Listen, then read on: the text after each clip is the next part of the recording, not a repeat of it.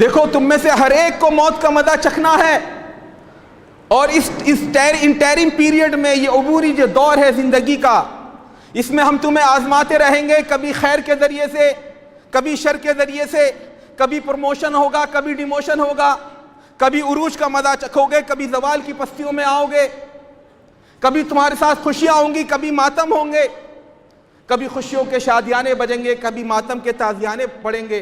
ان الحمد للہ نحمده ونستعینه ونستغفره ونؤمن به ونتوکل علیہ ونعوذ باللہ من شرور انفسنا ومن سیئات اعمالنا من يهده الله فلا مضل له ومن يضلل فلا هادي له ونشهد ان لا اله الا الله وحده لا شريك له ونشهد ان محمدا عبده ورسوله وبعد وقد قال الله تبارك وتعالى في القرآن المجيد والفرقان الحميد أعوذ بالله من الشيطان الرجيم بسم الله الرحمن الرحيم كل نفس ذائقة الموت ثم إلينا ترجعون والذين آمنوا وعملوا الصالحات لنبوئنهم من الجنة غرفا تجري من تحتها الأنهار خالدين فيها نعم أجر العاملين الذين صبروا وعلى ربهم يتوكلون صدق الله العظيم رب اشرح لي صدري ويسر لي امري واحلل عقدة من لساني يفقهوا قولي آمین یا رب العالمین۔ محترم بزرگوں، دینی بھائیوں، عزیز نوجوانوں اور پیارے بچوں، میں نے آپ کے سامنے سورہ عنکبوت کی 3 آیتیں پڑھی۔ اس میں اللہ جل شانہ نے اس دنیا کی، اس کائنات کی ایک حقیقت کی طرف اشارہ کیا ہے۔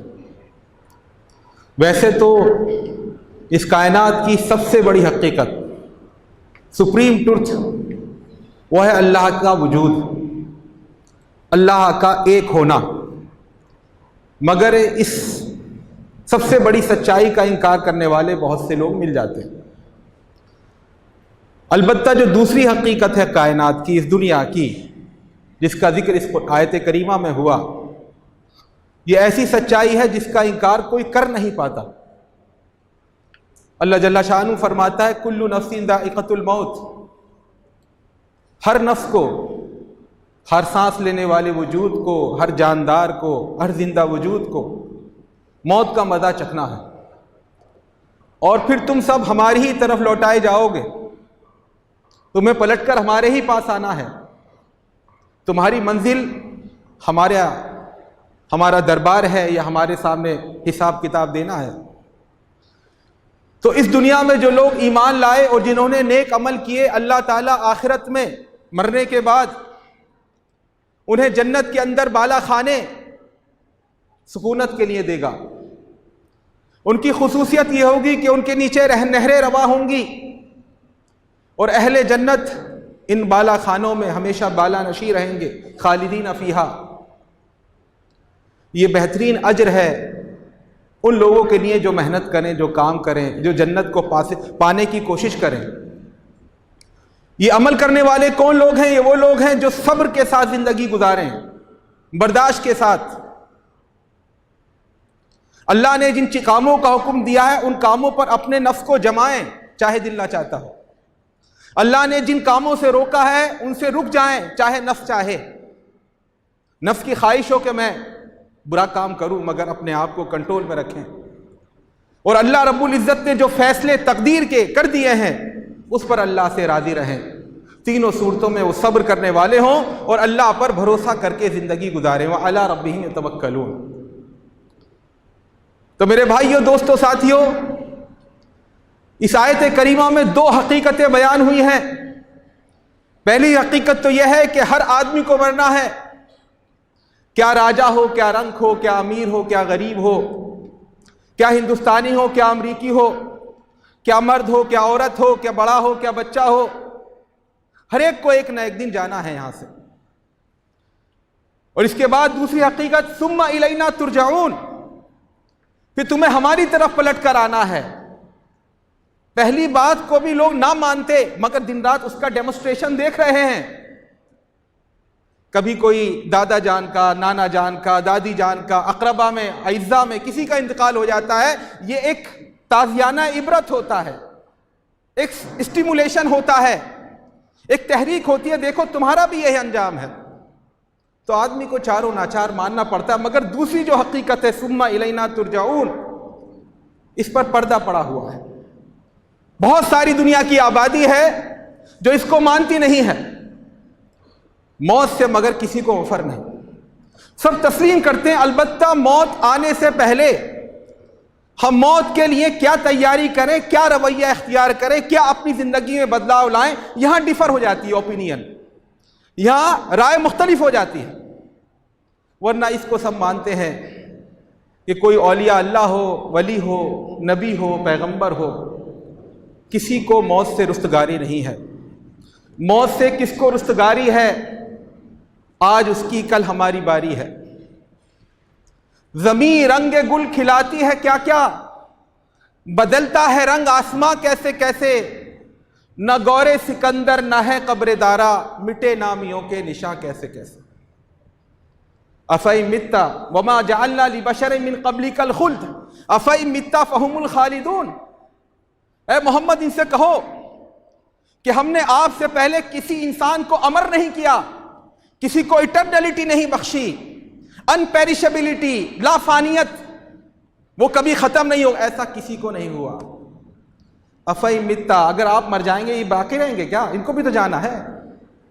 لقد جئتمونا فرادا، دیکھو آ گئے نا ہمارے پاس اکیلے. جب تم پیدا ہوئے تھے اکیلے پیدا ہوئے تھے، جتھا بنا کر کے، نیتا گردی کر کے، جمعیت جٹا کر کے پیدا نہیں ہوئے تھے، انبوہ کثیر کے ساتھ پیدا نہیں ہوئے تھے، اکیلے پیدا ہوئے تھے. بَإِن كُلٌّ إِلَّا آتِي الرَّحْمَٰنَ عَبْدًا وَكُلُّهُمْ يَأْتِي يَوْمَ الْقِيَامَةِ فَرْدًا. ہر آدمی اکیلا پہنچے گا. لَقَدْ جِئْتُمُونَا فُرَادًا، دیکھو آ گئے نا اکیلے. أَفَإِن مِتَّ فَهُمُ الْخَالِدُونَ، اگر آپ مر جائیں گے کیا یہ ہمیشہ رہیں گے؟ ان کو نہیں نا. إِنَّكَ مَيِّتٌ وَإِنَّهُمْ لَمَيِّتُونَ، آپ کو بھی مرنا ہے، ان کو بھی مرنا ہے. ثم انکم یوم القیامت عند ربکم تختصمون، اور پھر قیامت کے روز تم سب اپنے رب کے سامنے اپنے مقدمات دائر کرو گے، اپنے ظلم کی شکایت کرو گے، وہاں انشاءاللہ تمہارا مداوع ہوگا. تو یہ ایسی حقیقت ہے کہ قرآن مجید میں ایک نہیں تین جگہ اللہ رب العزت نے یہ سینٹنس یا یہ جملہ یا یہ عبارت یا یہ حقیقت بیان کی ہے. کل نفس ذائقۃ الموت وَنَبْلُوكُمْ بِالشَّرِّ وَالْخَيْرِ فِتْنَةً وَإِلَيْنَا تُرْجَعُونَ. دیکھو تم میں سے ہر ایک کو موت کا مزہ چکھنا ہے، اور اس انٹرم پیریڈ میں، یہ عبوری جو دور ہے زندگی کا، اس میں ہم تمہیں آزماتے رہیں گے، کبھی خیر کے ذریعے سے، کبھی شر کے ذریعے سے. کبھی پروموشن ہوگا، کبھی ڈیموشن ہوگا، کبھی عروج کا مزہ چکھو گے، کبھی زوال کی پستیوں میں آؤ گے، کبھی تمہارے ساتھ خوشیاں ہوں گی، کبھی ماتم ہوں گے، کبھی خوشیوں کے شادیانے بجیں گے، کبھی ماتم کے تازیانے پڑیں گے، کبھی لوگ دشمنیاں کریں گے، کبھی لوگ دوستیاں کریں گے، کبھی تمہیں انصاف ملے گا، کبھی تم پر ظلم ہوگا. وَنَبْلُوكُمْ بِالشَّرِّ وَالْخَيْرِ فِتْنَةً، یہ سب آزمائش ہے. اللہ تعالیٰ دے کر بھی آزماتا ہے، اللہ تعالیٰ لے کر بھی آزماتا ہے. وَإِلَيْنَا تُرْجَعُونَ، الٹیمیٹلی تمہیں ہمارے پاس آنا ہے. اس سے بچ کر تم کہیں نہیں جا پاؤ. تمہارا آخری ٹھکانہ ہمارے سامنے موجودگی ہے. فَأَمَّا مَن طَغَىٰ، تو جو اس دنیا میں، اس عارضی زندگی میں طاغوت بن کر جیا، فرعون بن کر جیا، قارون بن کر جیا، نمرود بن کر جیا، میرے اوپر کوئی نہیں ہے، مجھ پر کسی کا حکم نہیں چلے گا، میں کیوں مانوں شریعت کو، میں کیوں مانوں قرآن کو، میں کیوں مانوں دین کو. جو طاغوت بن کر جیا، وآثر الحیات الدنیا، اور دنیا کی زندگی کو ترجیح دی، فإن الجحیم ہی المأویٰ، جہنم اس کا ٹھکانہ ہوگی. وَأَمَّا مَنْ خَافَ مَقَامَ رَبِّهِ وَنَهَى النَّفْسَ عَنِ الْهَوَىٰ، اور جو رب کے سامنے اکیلے کھڑے ہونے سے ڈرا. ایک دن مجھ سے اللہ پوچھے گا، وَلَنَسْأَلَنَّ الَّذِينَ أُرْسِلَ إِلَيْهِمْ وَلَنَسْأَلَنَّ الْمُرْسَلِينَ، ہم امتوں سے بھی پوچھیں گے پیغام حق تم تک پہنچا تھا کہ نہیں پہنچا تھا، اور ہم رسولوں سے بھی پوچھیں گے پہنچایا تھا کہ نہیں پہنچایا تھا. لَتُسْأَلُنَّ يَوْمَئِذٍ عَنِ النَّعِيمِ، تمہیں ایک دن جواب دینا ہے ایک نعمت کا. وَأَمَّا مَنْ خَافَ مَقَامَ رَبِّهِ وَنَهَى النَّفْسَ عَنِ الْهَوَىٰ، جو اپنے رب کے سامنے کھڑے ہونے سے ڈرا. اللہ مجھ سے پوچھے گا، اور اس نے نفس کو روکا. کنٹرول کیا، جنت اس کا ٹھکانہ، فَإِنَّ الْجَنَّةَ هِيَ الْمَأْوَىٰ۔ تو یہ ہر ایک کا انجام ہے جس نے اس کے ساتھ زندگی گزاری، اللہ تعالیٰ اس کے ساتھ اچھا معاملہ کرے گا۔ یہ ایک ایسی ابدی حقیقت لوگ ہیں، یہ 2025 چل رہا ہے، 1925 آیا تھا، یہ بستی موجود تھی، یہ کھیت کھلیان موجود تھے، یہ آسمان موجود تھا، یہ زمین موجود تھی، ہم نہیں تھے، اور جب 2125 آئے گا تو ہم نہیں ہوں گے۔ یہی کائنات کی حقیقت ہے، مگر اس حقیقت پر پردہ پڑا ہوا ہے، لوگ اس سے غافل ہیں۔ کیوں؟ اس کی طرف اشارہ کیا تیسری آیت میں، کل نفس ذائقۃ الموت، ہر نفس کو موت کا مزہ چکھنا ہے۔ وَإِنَّمَا تُوَفُّونَ أُجُورَكُمْ يَوْمَ الْقِيَامَةِ، اور تمہارے پورے اجر دیے جائیں گے قیامت کے روز۔ یہاں انصاف، یہاں نہ نیکی کا پورا صلہ ملتا ہے اور نہ بدی کا پورا خمیازہ انسان بھگتتا ہے۔ بہت ساری نیکیاں ایسی ہوتی ہیں جن کا فوراً نتیجہ برآمد نہیں ہوتا، مہینے بھر بعد، سال بھر بعد، دہائیوں کے بعد، صدیوں کے بعد نتیجہ برآمد ہوتا ہے۔ ایسی بہت سی نیکیاں ایسی ہوتی ہیں، تو اس دنیا میں اجر پورا نہیں مل سکتا۔ لوگوں کے دماغ میں خناس ہوتا ہے انصاف ہمیں یہی چاہیے، بھائی انصاف یہاں ہو سکتا ہے پریلیمنری، ابتدائی طور پر، مگر آخری انصاف ہوگا اللہ کی عدالت میں، وہاں تمہیں پورا اجر تمہیں دیا جائے گا ایک ایک چیز کا۔ فمن زحزح عن النار، اس روز کوئی ڈھکیل کر کے، دھکا دے کر کے، ٹھیل کر کے اگر جہنم میں جاتے جاتے روک لیا گیا، بچا لیا گیا، فقط فاز۔ وَأُدْخِلَ الْجَنَّةَ، اور جنت میں داخل کر دیا گیا، فقط فاز، تو وہ کامیاب ہوا، یہ کامیابی ہے۔ وَمَا الْحَيَاةُ الدُّنْيَا إِلَّا مَتَاعُ الْغُرُورِ، یہ دنیا کی زندگی تو ایک دھوکہ ہے۔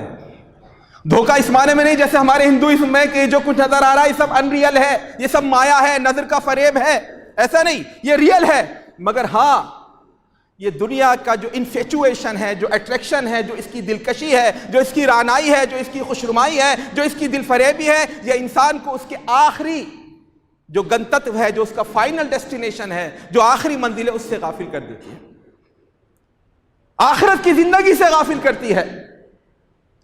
انما هذه الحیات الدنیا لہو ولعب، یہ دنیا کی زندگی تو کھیل اور تماشا ہے۔ وَإِنَّ الدَّارَ الْآخِرَةَ لَهِيَ الْحَيْوَانُ، ہمیشہ رہنے والی زندگی تو آخرت کی زندگی ہے۔ لَوْ كَانُوا يَعْلَمُونَ، کاش لوگوں کو یہ بات معلوم ہوتی۔ یہ دنیا تو امتحان گاہ ہے، انما الدنیا مزرعۃ الآخرہ، یہ دنیا تو آخرت کی کھیتی ہے، جیسا بو گے آخرت میں پاؤ گے۔ ان الدنیا خلقت لکم وانکم خلقتم للآخرہ، یہ دنیا تمہارے لیے بنائی گئی تھی مگر تم آخرت کے لیے بنائے گئے ہو۔ یا ایھا الناس ان وعد اللہ حق، اے لوگو سن لو اللہ کا وعدہ برحق ہے۔ فلا تغرنکم الحیات الدنیا، تو دنیا کی یہ زندگی تمہیں اپنی منزل سے غافل نہ کرنے پائے، تمہیں فریب میں مبتلا نہ کرے۔ ولا یغرنکم باللہ الغرور، اور سب سے بڑا جو دھوکے باز ہے شیطان، جس کا سب سے بڑا ہتھیار ہے دنیا کی زندگی کا دھوکہ، یہ تمہیں اپنے راستے سے غافل نہ کر پائے۔ اس سے پردے وَإِلَيْنَا تُرْجَعُونَ، ہماری طرف تم جب لوٹو گے، اس پر پردہ ڈال دیتی ہے دنیا۔ اللہ رب العزت نے، یہ اس کا کرم، اس کا احسان ہے کہ اس نے موت سے پہلے موت کے اثرات پیدا کر دیے۔ اگر ایسا ہوتا کہ ہر انسان پورا صحت کے ساتھ حشاش بشاش زندگی گزارے گا اور جب موت کا وقت آئے گا بس اس وقت مرے گا، ایسا نہیں، بلکہ اس سے پہلے بھی اللہ، اس کے رسول نے مثالوں کے ذریعے بتایا، سمجھایا کہ اس سے پہلے بھی مصائب تم پر آتے ہیں، یہ تمہیں یاد دلاتے ہیں آخرت کی، یہ تمہیں یاد دلاتے ہیں کہ تم یہاں اصل ٹھکانہ نہیں، یہاں تم مسافر ہو، یہاں تم کرایہ دار ہو، یہ تمہاری آخری منزل نہیں ہے۔ صحابہ اکرام کے سامنے اللہ کے رسول صلی اللہ علیہ وسلم بیٹھے تھے، زمین پر آپ نے لکڑی سے ایک چوکور مربع بنایا اور کہا یہ جو دائرہ ہے یہ انسان کی زندگی ہے، یعنی یہاں انسان اس لائن سے چل کر اس لائن تک اس کی زندگی ہے۔ پھر اس دائرے کے اندر ایک لمبی لکیر آپ نے آگے تک بنائی، کافی آگے تک، دائرے سے آگے تک، اور کہا یہ انسان کی آرزو ہیں، اس کی خواہشات ہیں، اور پھر اس بڑی لکیر پر چھوٹی چھوٹی لکیریں لگا دی، کہا یہ مصیبتیں جو انسان کو یاد دلاتی ہیں، ارے بھائی تمہاری زندگی یہاں تک ہے، کہاں تم 400-500 سال تک کی تیاری کر رہے ہو، تمہاری زندگی تو محدود ہے۔ اور اسی کو اللہ رب العزت نے فرمایا وَمَن نُعَمِّرْهُ نُنَكِّسْهُ فِي الْخَلْقِ، جس کی ہم عمر دراز کرتے ہیں، جس کو زیادہ عمر دیتے ہیں، اس کی تخلیق کو ہم الٹا کر دیتے ہیں، اس کی خلقی صلاحیتوں کو کم کر دیتے ہیں، ماند کر دیتے ہیں۔ قرآن میں کہا گیا جوانی کے لیے بلغ اشدہ، اپنی صلاحیتوں کے نقطہ عروج پر پہنچا، لیکن نقطہ عروج کے بعد پھر زوال آتا ہے، 40 سال کے بعد 35 سال کے بعد پھر ڈھلان شروع ہوتا ہے۔ اس وقت تک آدمی چڑھاؤ پر رہتا ہے، ہر چیز اس کی نئی نئی صلاحیتیں پیدا ہو رہی ہیں، نئی نئی توانائی جاگ رہی ہے بدن میں، مگر اس کے بعد ڈھلاؤ پیدا ہو جاتا ہے اور بڑھاپا آتا ہے، عمر درازی، پیرانہ سالی، بڑھاپا، شیخوخت، اولڈ ایج۔ وَمَن نُعَمِّرْهُ نُنَكِّسُ فِي الْخَلْقِ، یہ بڑھاپا اللہ کی طرف سے یاد دہانی ہوتی ہے کہ بھائی اب چل چلاؤ کا موسم ہے، تیاری کر لو۔ ہم یسترخون فیہا، اہل جہنم کے بارے میں قرآن کہتا ہے جہنم میں شور مچا رہے ہوں گے، ربنا اخرجنا نعمل غیر الذی کننا نعمل، اے رب ہمیں ون چانس مور، ایک اور موقع دے دے، یہاں سے نکال دے، دوبارہ دنیا میں بھیج دے، اب کی بار ہم نیک عمل کریں گے۔ اللہ تعالیٰ کہے اولم نعمرکم ما یتذکر فیہ من تذکر وجاءکم النذیر، کیا ایسا نہیں تھا ہم نے تمہیں اتنی عمر دی کہ اگر تمہیں سبق لینا تھا تو وہ عمر کافی تھی تمہارے لیے؟ وجاءکم النذیر، اور تمہیں ڈرانے والا تو آیا تھا۔ مفسرین فرماتے ہیں ڈرانے والے اللہ کے نبی بھی ہیں، ڈرانے والی اللہ کی کتاب بھی ہے، ڈرانے والا پوتا بھی ہے۔ جب آپ کے گھر میں پوتا پیدا ہو جائے سمجھ لیے آپ کی جنریشن اب چل رہی، اب آپ جانے کی تیاری کیجئے۔ النذیر کے بارے میں مفسرین فرماتے ہیں سفید بال آ جائے تو بھی، یہ بھی ایک ڈرانا ہے اللہ کی طرف سے کہ بھئی اب تمہاری عمر کا ڈھلان شروع ہو گیا۔ تو جو بڑھاپا آتا ہے، پیرانہ سالی آتی ہے، اس میں دیکھیے بڑھاپا کوئی بری چیز نہیں ہے، یہ زندگی کا ایک مرحلہ ہے۔ البتہ اللہ کے رسول فرمایا من شاب شیبۃ فی الاسلام کانت لہ نورا یوم القیامہ، جو اسلام کی حالت میں رہتے ہوئے بڑھاپے تک پہنچے تو اس کا یہ بڑھاپا آخرت میں قیامت کے روز نور بنے گا، روشنی بنے گا۔ فرمایا لا تنتف الشیب، اپنے سفید بالوں کو مت اکھاڑو، فإنہ ما من مسلم یشیب شیبۃ فی الاسلام الا کانت لہ نورا یوم القیامہ، کیونکہ جو مسلمان بھی اسلام کی حالت میں بڑھاپے کو پہنچتا ہے تو اس کا یہ بڑھاپا اس کے لیے نور بنے گا۔ مگر اسی کے ساتھ ساتھ بہرحال اس سے کچھ سائیڈ ایفیکٹ بھی ہوتے ہیں۔ سائیڈ ایفیکٹ کی طرف اللہ کے رسول نے اشارہ فرمایا کہ بڑھاپے میں جینے کی خواہش بڑھ جاتی ہے، پتہ نہیں کیوں، مال کی محبت بڑھ جاتی ہے۔ قلب الشیخ شاب فی حب اثنتین، دو چیزوں کے لیے ہر بوڑھے کا دل جوان ہوتا ہے، الا ماشاء اللہ جس کو اللہ تعالیٰ ایمان کی توفیق دے، ورنہ عام طور پر کیا؟ طول الحیات وحب المال، زندگی کی درازی اور مال کی فراوانی، حالانکہ چل چلاؤ کا موسم ہے، لیکن جب بڑھاپا آتا ہے تو بہرحال یہ ریمائنڈر ہوتا ہے اللہ کی طرف سے۔ بڑھاپے کے جو سائیڈ ایفیکٹ ہوتے ہیں اس میں ایک ہوتا ہے قوا مزمعل ہو جاتے ہیں، صلاحیتیں مان پڑ جاتی ہیں، اب وہ جوانی جیسی بات نہیں رہتی، دوڑ لگانا یا محنت کرنا اب نہیں۔ غالب نے کہا مزمحل ہو گئے قوا غالب، اب عناصر میں اعتدال کہاں۔ کسی شاعر نے کہا ذوف پیری بڑھ گیا، جوش جوانی گھٹ گیا، اب عصا بنوائی، عصا مانے لاٹھی، اب عصا بنوائیے نخل تمنا کاٹ کر، یہ آرزو اور تمناؤں کو تھوڑا کم کریے۔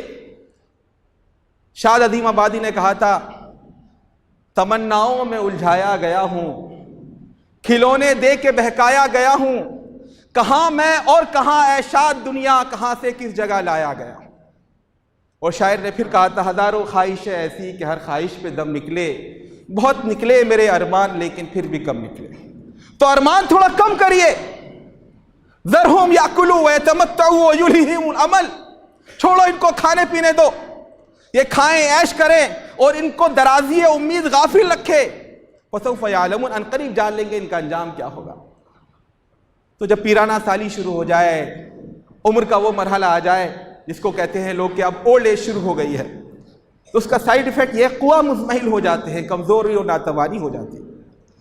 دوسرا ایک سائیڈ ایفیکٹ ہوتا ہے یادداشت کمزور ہو جاتی ہے، پرانی ڈسٹینٹ پاسٹ کی چیزیں یاد رہتی ہیں، بچپن یاد رہتا ہے، لڑکپن یاد رہتا ہے، اپنے کالج کی زمانے کی عمر کے واقعات یاد رہتے ہیں، مگر ریسنٹ پاسٹ جو ابھی کل کی بات ہے وہ انسان بھول جاتا ہے، بات کرتے کرتے بلیک آؤٹ ہو جاتا ہے، سمجھ میں آتا کہاں بات چل رہی تھی، کیا چل رہی تھی، ایک ڈیمینشیا پیدا ہو جاتا ہے، ادھوری پارشل میموری لاس جس کو کہتے ہیں، جزوی طور پر انسان کی یادداشت ختم ہو جاتی ہے۔ وہ چیزوں کو بھولنے لگتا ہے. یہ بھی ایک یاد دہانی ہوتی ہے, یہ بھی اللہ کی طرف سے ایک ابتلا ہوتا ہے. اور تیسرا جو بڑھاپے کا سائیڈ ایفیکٹ ہوتا ہے وہ ہے امیونٹی. جو پاور ہوتی ہے اللہ تعالیٰ نے ہر انسان کے اندر رکھی ہے, مرض سے لڑنے کی صلاحیت اور قوت وہ کم ہو جاتی ہے. جوانی میں بخار آیا نہیں تھا, 5-5 6-6 سال تک نہیں آتا تھا. میں خود جب ندوۃ العلماء میں شاید 20-20 سال کا ہو گیا تھا, پہلی بار میری یادداشت میں آیا کہ بخار, ہاں بخار کیا ہوتا ہے. لیکن پھر جب آتا ہے ڈھلا, پھر بخار میں موسم جب بھی بدل رہا ہے بیمار ہو رہا ہے, امیونٹی کم ہو جاتی ہے. پھر ہارٹ پرابلم بڑھ جاتی ہے, شوگر ہو جاتی ہے, بلڈ پریشر بڑھ جاتا ہے, فرسٹریشن, ڈپریشن, اینگزائٹی وغیرہ سب چیزیں پیدا ہو جاتی ہیں. اسی میں ایک چیز ہوتی ہے بائی پولر ڈس آرڈر. یہ ہر انسان کے اندر بائی پولر ڈس آرڈر کا مطلب یہ ہوتا ہے کبھی بہت زیادہ طبیعت میں انشراح ہے, خوشی ہے, انبساط ہے, بہت کام کرنے کا جی چاہ رہا ہے, ہر ایک سے ہنسنے اور مسکرانے کا جی چاہ رہا ہے. کبھی بالکل انقباض ہے, تکدر ہے, موڈ خراب ہے, بات کسی سے نہیں کرنا چاہ رہے, سیکلوزن میں رہنا چاہ رہے ہیں, اکیلے میں بند ہونا چاہ رہے ہیں, کوئی پوچھا ہے حال تو طبیعت غصہ آ رہا ہے. یہ بائی پولر ڈس آرڈر ہوتا ہے. اس میں جو لوگ زیادہ ذہین ہوتے ہیں, زیادہ فطین ہوتے ہیں, اللہ تعالیٰ کی صلاحیت دیتا ہے کسی کو, زیادہ پڑھا لکھا جو ہوتا ہے, جو دماغ کو زیادہ یوز کرتا ہے, اس کو یہ زیادہ ہوتا ہے. اور عام طور پر 45-50 کے بعد یہ چیز شروع ہو جاتی ہے. کبھی اتنا ایکسائٹمنٹ ہوتا ہے کہ اینگزائٹی تک پہنچ جاتا ہے, بے چینی تک, خود بھی پریشان, گھر والے بھی پریشان. اور کبھی اتنا بروڈنگ ہوتی ہے, اتنا تفکر ہوتا ہے, اتنا استغراق ہوتا ہے, اتنا ہائبرنیشن ہوتا ہے کہ ڈپریشن اور فرسٹریشن تک نوبت پہنچ جاتی ہے. لوگ سمجھتے ہیں پاگل پن شروع ہو گیا. یہ سب چیزیں علامتیں ہیں کہ اب چل چلاؤ کا موسم ہے, اب ہمیں جانے کی تیاری کرنی ہے, اب اللہ سے ملاقات کی تیاری کرنی ہے. من احب لقاء اللہ احب اللہ لقاءہ. جو اللہ سے ملاقات کا شوقین ہو, اس کا دیدار چاہتا ہو, اس سے ملنا چاہتا ہو, تو اللہ بھی اس کا منتظر ہوتا ہے کب میرا بندہ آئے گا. حدیث میں آتا ہے رمضان المبارک کے بارے میں کہ رمضان المبارک میں اللہ تعالیٰ 5 کام کرتا ہے. اس میں ایک کام یہ ہے, روزانہ جنت کو ریڈیکوریٹ کرتا ہے اور کہتا ہے عسا عبادی ان یخلصوا من بلاء الدنیا ویاتوا الیک. قریب ہے کہ میرے بندے دنیا کے جھنجھٹوں سے ہٹ کر تیرے پاس آ جائے, میں تیرے سجا رہا ہوں. تو اللہ تیاری کرتا ہے ایسے بندوں کی, میرے بندے آنے والے ہیں. مگر کس کے لیے؟ جو اللہ سے ملنا چاہے, جو خود بھاگنا چاہے, جس کو موت کے نام سے کپ کپی چڑھتی ہو, جس کو قبر کا منظر سب سے بھیانک لگتا ہو. یہ تو سوچنے کا انداز ہوتا ہے نا. حضرت ابو ہریرہ رضی اللہ تعالیٰ عنہ کی وفات کا وقت آیا, بیوی رونے لگی, بیٹی رونے لگی, وہ کہنے لگی واہ کربا واہ کربا, ارے کتنی پریشانی ہے, ہائے رے مصیبت ہے. تو انہوں نے فوراً ڈانٹا, کہیں کیا کہا واہ تربا, پریشانی مطلب کا خوشی, واہ کتنی خوشی کی بات ہے. غدن نلقى الاحبا محمدا وحزبا, کل تو ہم اپنے چاہنے والوں سے ملاقات کریں گے, محمد صلی اللہ علیہ وسلم سے ملاقات کریں گے, صحابہ کرام سے ملاقات کریں گے, اپنے رب سے ملاقات کریں گے. موت کو سمجھے ہیں غافل اختتام زندگی, ہے یہ شام زندگی صبح دوام زندگی. یہ تو دوام زندگی, ایک دروازہ اس کو پار کر کے رب سے ملنے جانا ہے, اس کی تیاری ہونی چاہیے, اس کا خیال رہنا چاہیے. ایک نوجوان اگر بگڑا ہو تو ایک بات سمجھ میں آ رہی ہے کہ ابھی یہ نادان ہے, ابھی اس نے سرد و گرم چکھا نہیں ہے. مگر اگر ہمیں وہ مرحلہ آ جائے ایج کا, 40+ مرحلہ ہو, 50+ مرحلہ ہو, تب ہماری یہ دنیا داری, ہماری یہ دنیا سے محبت اور مال کو حوث جمع کرنے کی حوث اور چاہت, یہ کوئی معنی نہیں رکھتی. اور پھر ایک آخری مرحلہ آتا ہے بڑھاپے کا, جس سے اللہ کے رسول نے پناہ چاہیے. وہ ہے ارذل العمر, رذیل ترین عمر, نکمی عمر, نکمر زندگی, ناکارہ زندگی.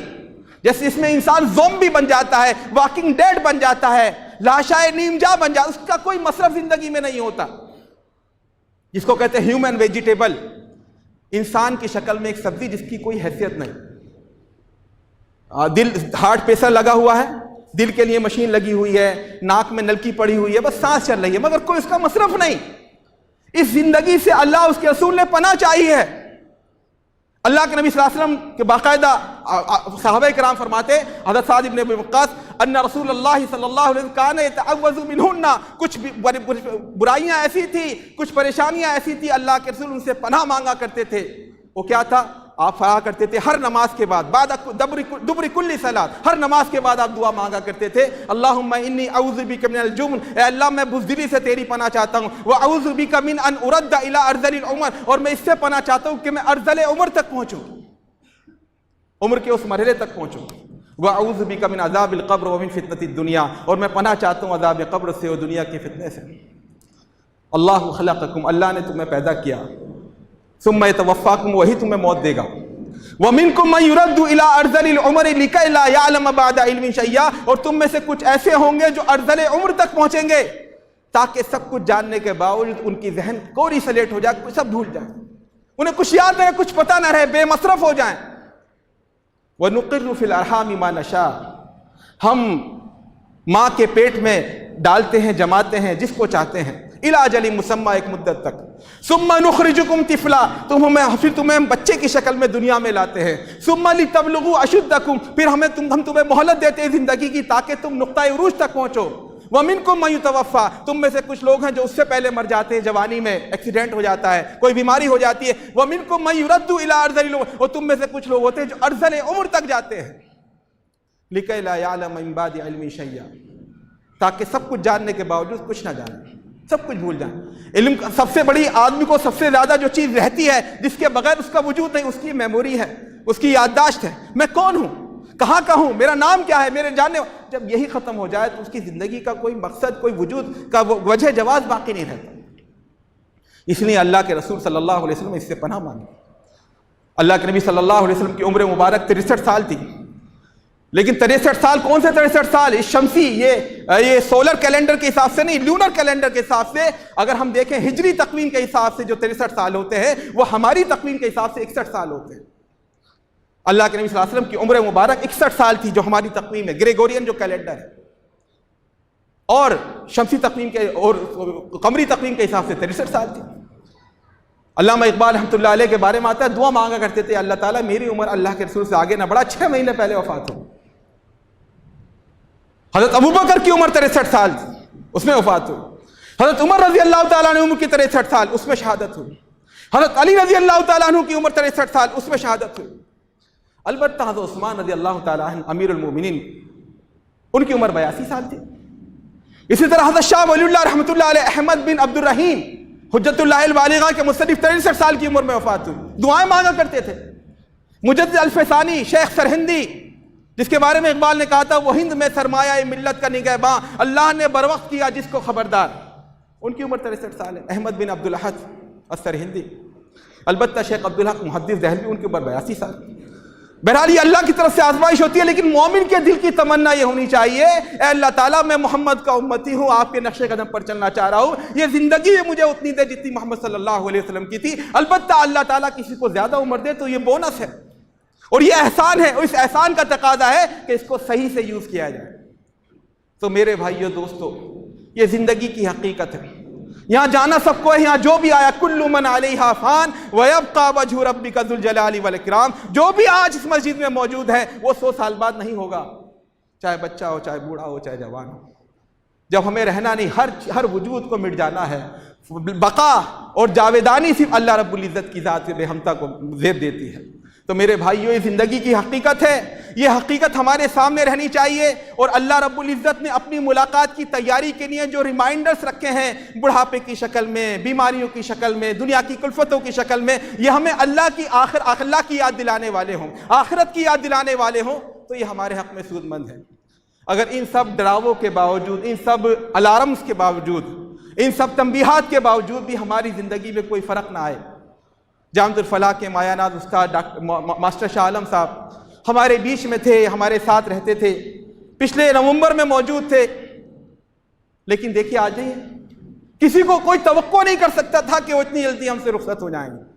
اللہ تعالیٰ ان کو غریق رحمت کرے، اور اللہ تعالیٰ ان کی کوتاہیوں کو، ان سے جو گناہ دانستہ نادانستہ سر، اللہ ان کو معاف کرے۔ اور کون ہے یہاں بے گناہ، اور کون ہے یہاں دور سے دلہا؟ کل بنی آدم خطاؤن وخیر الخطائین التوابون، ہر آدم کی اولاد کا ہر فرد گناہ گار ہے، ہر فرد خطا کار ہے، لیکن بہترین خطا کار وہ ہیں جو اللہ سے توبہ کریں۔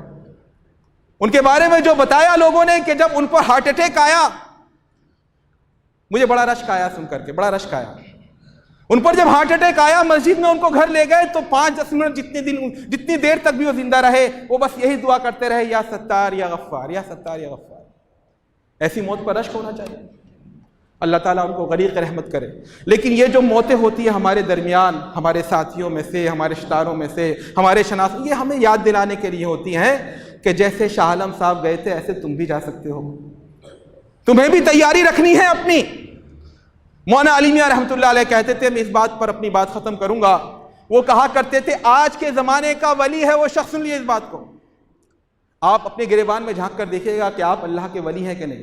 ولی وہ نہیں جو بہت چلے کاٹتا ہو، بڑی ذکر کرتا ہو، تہجد گزار ہو، یہ ہو وہ ہو۔ آج کے زمانے کا ولی ہے وہ شخص جو ایٹ اے ٹائم مرنے کے لیے تیار ہو کہ ہاں اگر میں اس بات پر مطمئن ہوں، اگر موت کا فرشتہ ابھی آ جائے تو میں اللہ سے ملاقات کے لیے تیار ہوں، میں نے کوئی کام ادھورے نہیں چھوڑے ہیں، کوئی گناہ ایسے نہیں جس پر مجھے پچھتاوا ہو، کوئی ایسے جھنجھٹ نہیں ہے جس کے لیے میں کہوں ابھی مجھے اور جینے دو اللہ تعالیٰ، میں تیار ہوں اللہ سے ملاقات کے لیے۔ تو جس کے اندر اللہ سے ملاقات کا شوق ہو تو اللہ بھی اس سے ملاقات کا شوق رکھتا ہے۔ اللہ تعالیٰ سے دعا ہے کہ ہمیں اسلام کے مطابق جینے کی توفیق دے اور ایمان پر رہتے ہوئے مرنے کی توفیق دے، قرآن مجید کو اپنا رہنما بنانے کی توفیق دے، اور موت کو جو آخری انجام ہے ہر بشر کا اس کو ہمیشہ اپنے سامنے رکھنے کی توفیق دے، اللہ سے ملاقات کی تیاری کی توفیق دے، اور ہمیں ان بندوں میں سے بنائے جن سے اللہ تعالیٰ ملاقات کرنا چاہتا ہے، جنہیں وہ اپنا محبوب رکھتا ہے۔ اقول قولی ھذا واستغفر اللہ لی ولکم ولسائر المسلمین فاستغفروہ انہ هو الغفور الرحیم۔